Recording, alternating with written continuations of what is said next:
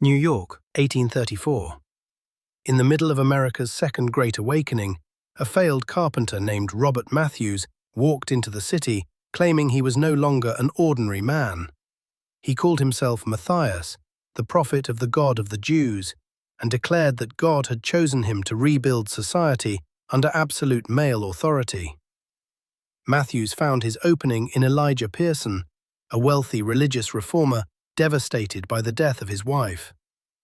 Pierson had once tried to pray her back to life.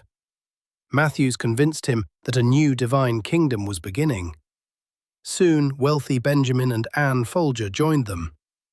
At a Westchester County estate, renamed Mount Zion, Matthias created a household built around obedience. Followers surrendered their money, accepted his religious rules, and watched as he rearranged their marriages according to what he called matched spirits. Among the household was Isabella Van Wagenen, a formerly enslaved black woman working as a servant. She would later become famous under another name, Sojourner Truth. Then the kingdom turned deadly. In 1834, Elijah Pierson became violently ill and died.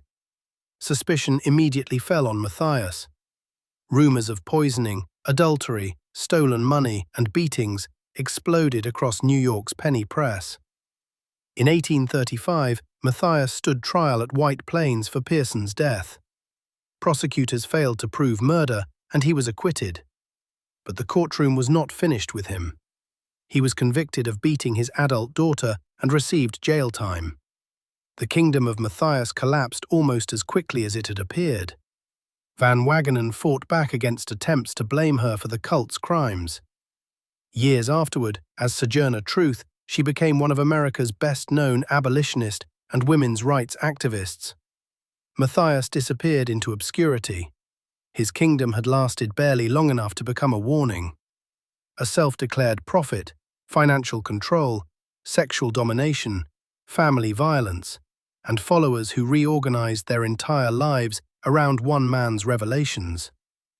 Was Elijah Pierson murdered, or did suspicion turn an unexplained death into the perfect ending for a religious scandal? More than a century later, the kingdom of Matthias still asks the same question. How quickly can spiritual revival become domination?